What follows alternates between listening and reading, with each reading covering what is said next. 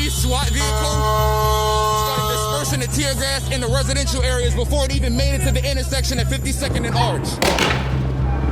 Shooting tear gas into the neighborhoods. Bastards, Brooklyn here!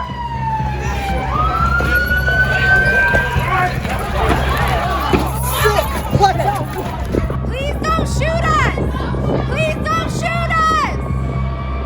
We're not doing anything! The police believe that they are at war with us. Regular people from the neighborhood who are on their porches. We have no way to combat gas. Half of the people that live around here wasn't even involved in nothing, but we was getting the aftermath. People on their porch, children playing and all this other stuff, and why you would intentionally shoot tear gas at them, I got nothing. It's just cruel and vindictive, racist, violent police. It's been over a month since Philadelphia police fired rubber bullets, pepper spray, and tear gas along 52nd Street in West Philly, a historic business hub and mostly black residential neighborhood. It happened in May when nationwide outrage over police killing unarmed black people exploded into a weekend of unrest. On Sunday, May 31st, the crackdown on 52nd Street marked an astonishing use of police force, employing tactics that top-level commanders say hadn't been used in Philadelphia since the days of Mayor Frank Rizzo in the 70s. The unrest started a day earlier on May 30th. Police had scrambled to contain widespread vandalism downtown, leaving several streets with no police presence at all, and never once using tear gas. Looting spilled into Sunday in several parts of the city, including Kensington, Port Richmond, and West Philly. But no neighborhood saw police force like 52nd Street did. Most of the action that day in West Philly spanned a half-mile distance from Arch Street all the way to Spruce Street. Residents on either side of the main corridor described feeling under siege and unprotected. An Enquirer investigation found police had no plan to prevent looting outside Center City. Instead, the department deployed at least 2 armored vehicles, blanketing the neighborhood in tear gas over the course of several hours, even after looting and fires had subsided.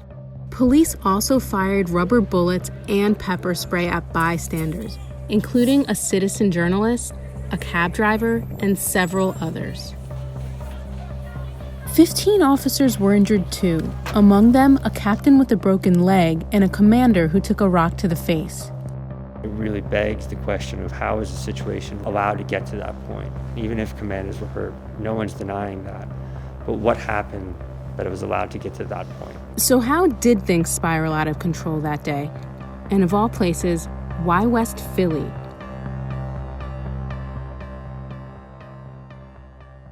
I've been a police reporter for the better part of 20 years in this city. Veteran commanders would tell you, you don't meet chaos with chaos.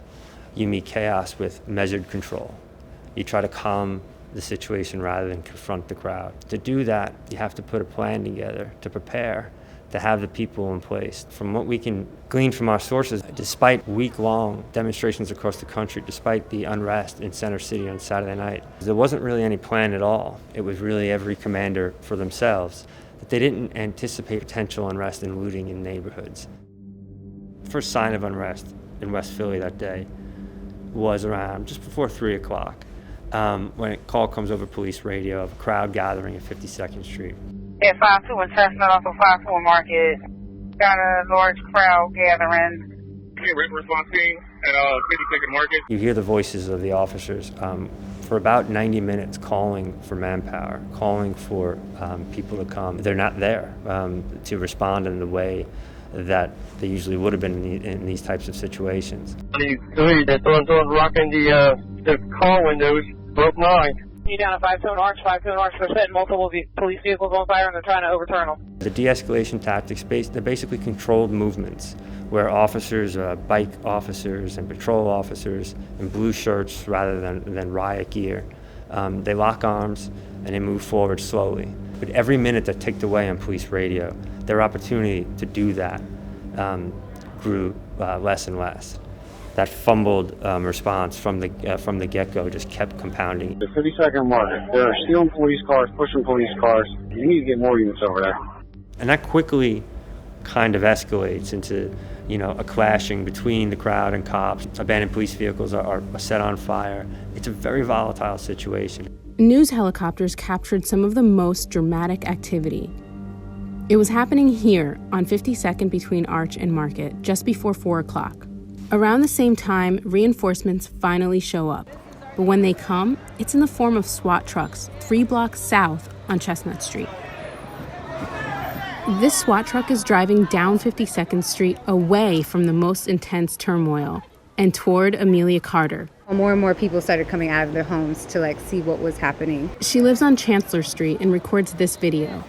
Moments after the SWAT team pepper sprayed people just blocks away.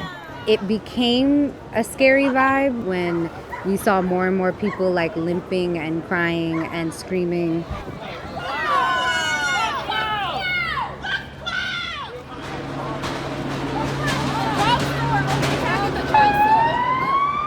Residents say seeing SWAT presence only ignited tensions in their neighborhood and failed to prevent further looting on the streets. At that point, things started kind of getting a bit out of control. The people who actually live on Chancellor and really in the residential areas started to gather around the small businesses, the small black businesses in particular, to make sure that they didn't, in all of the frenzy, continue through to the rest of the businesses. It was like a pressure cooker, and we watched the top pop off. Shakira King was standing in front of Hakeem's bookstore. We are in front of the bookstore, just trying to make sure that it stays safe. Yes, we were standing there as physical body shields for these places. But to me, it seemed like we weren't really focused on just the property. We were also focused on caring for each other. We wanted to make sure that nobody got hurt. It seems ridiculous or unfathomable to say that we were chilling in the middle of people looting, but we were chilling. Nobody was hurt until the cops showed up. From there, tensions would only escalate. Back up at 52nd and Arch, cops make an irreversible decision. Can I have approval for a chemical dispersal of 52nd Street, just 1 block north of Market? Tony, you got the green light for that? And we're getting ready to deploy tear gas. We're going to start deploying the tear gas now, and they're advised that the wind is blowing north to south. You're crossing.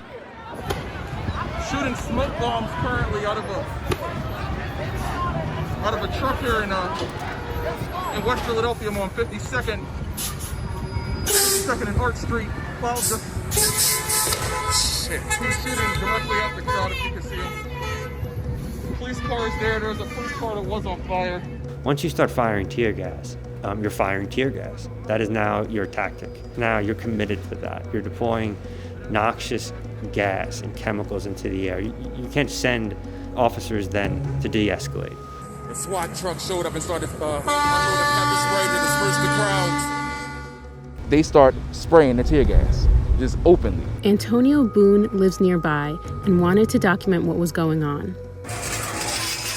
The protesters had broken into the Family Dollar. He arrives just in time to film people breaking into the Family Dollar on 52nd and Arch Street. Minutes later, he captures video of officers firing pepper spray indiscriminately from the top of a SWAT truck. It would be one thing if everybody in that area was looting, but they're about a half a block from where they should be, where the looting is actually going on. The police SWAT vehicle started dispersing the tear gas in the residential areas before it even made it to the intersection at 52nd and Arch. It didn't make it to the areas where there was looting going on. It didn't make it to the areas where there were protesters throwing things. It dispersed tear gas into the residential areas.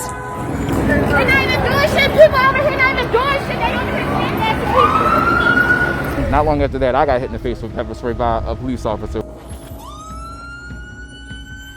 I thought they were trying to shoot out the fire that had got started at the corner of 52nd and Arch.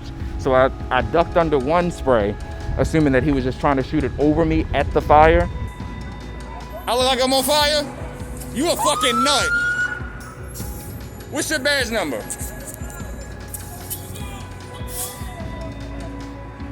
That shit. It hits your face, and then seconds later, it's just like fire. That's the only way I could even describe it. I was lucky enough to find a guy who had a gallon of water and poured it on my face, and that got a lot of it out. They just maced him, like right in his face. It had nothing to do with nothing. He was just there and was just trying to like cover like the scene or whatever. Independent journalist kind of guy. And they just maced him like outright.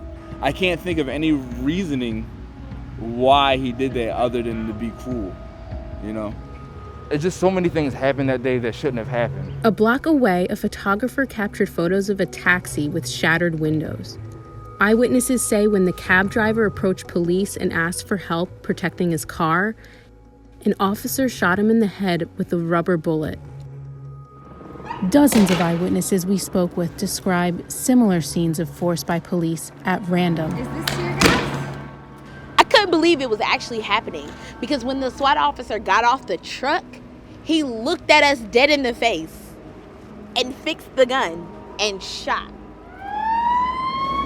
Get back, y'all. They literally shot up the other side. They're literally about to... Here they go. Please don't shoot us! There was no warning. People didn't have time to identify themselves and who they were. They just shot. I watched them when they shot the tear gas. When they fired from down there, it fell right there. It fell in the middle of the street. Okay?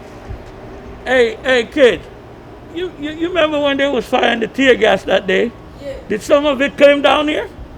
Yeah. And some of it rolled down the street. And when the people them was running, you know, people eyes was burning. So I pushed my kids them in the house. I said, go in the house quick, and I have to put something up underneath the door to stop. I mean, people was hollering and screaming because that thing burned. West Philadelphia already had a strained relationship with law enforcement. In 1985, just a few blocks away, police dropped a bomb on a neighborhood during a standoff with the MOVE organization, killing 11 people, including 5 children. My family lived on that side of town when that place got bombed. It goes back to that. This is our experience from the moment we are born. It's not a made up thing. It's what we're born into. Of all the places to deploy tear gas, some veteran commanders are telling us that they think they wouldn't have fired tear gas if it was in a neighborhood of where 200 white people are in the streets. And that really is a point of reckoning that I think the department is going to have to wrestle and confront. The next day, Philadelphia police fired tear gas again. They have people trapped down there. There's nowhere for them to get out. But this time on peaceful protesters trapped on I-676. Police Commissioner Danielle Outlaw later apologized for an unjustifiable use of force that day. As recently as today, I have viewed video posted by the New York Times, by which I am extremely disturbed and quite frankly, sickened beyond description. But Outlaw didn't publicly apologize for police response in West Philly. Tear gas here that was just shot all indiscriminately down the street. No warning, not really sure what the goal was. If you realize you did something wrong there, but you can't see that you did something wrong on 52nd Street, then your apology is worthless. You don't really think you did anything wrong. You just know that this group of people has lawyers and will probably sue you. That's a slap in the face.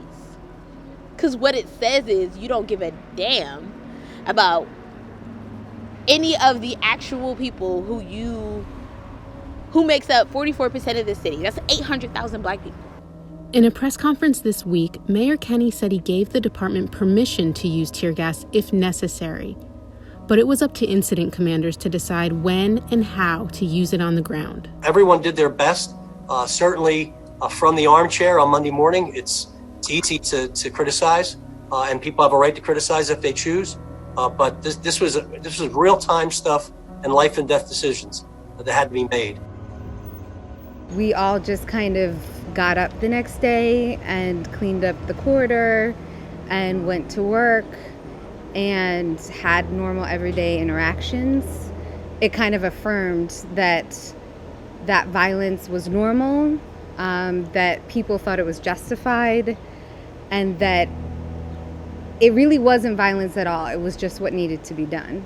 On Tuesday, 3 lawsuits were filed against the city for its use of force on 52nd Street and I-676. Over 140 people are involved. Some residents are calling for resignations from the mayor and police commissioner. The city's managing director, Brian Abernathy, announced his own resignation this week, but the city says his departure has nothing to do with what happened that weekend. It's like we not existed. We live here, but we not existed, so. What is happening is not okay. We're not okay. Even over a month later, a traumatized community is questioning whether it could ever trust police again. I have things with the police that I'm going to carry with me for the rest of my life. When the tear gas stopped, a new thing began, and that's healing. That's recovery for this community. It's going to go on, stretch on for a very long time. It really is the beginning of a moment that the city is going to be confronting for a very long time.